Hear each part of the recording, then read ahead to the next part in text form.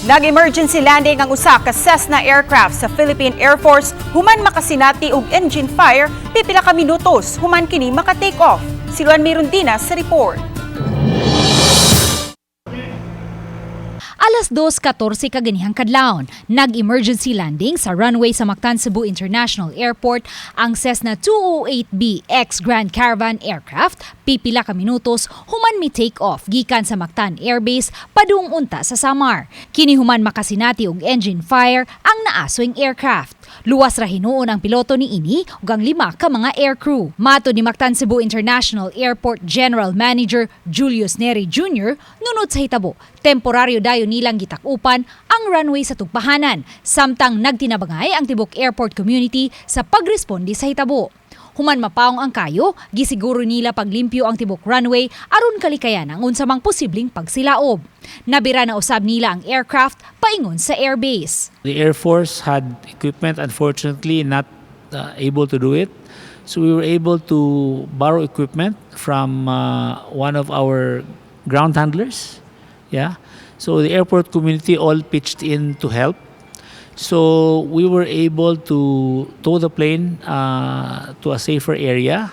Pagka alas 5:09 sa kadlawon, subli nang mibalik ang operasyon sa runway sa Mactan Cebu International Airport.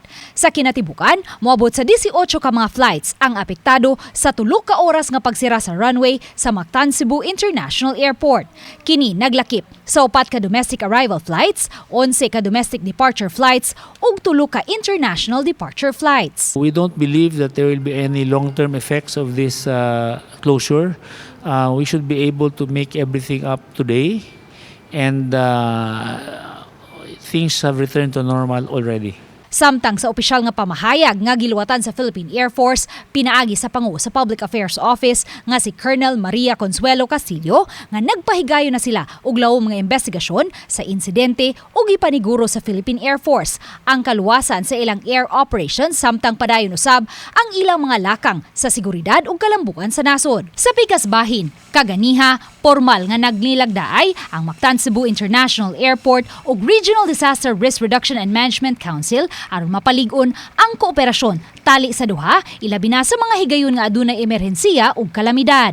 We have member agencies in OCD that we can tap to deploy in case we need response.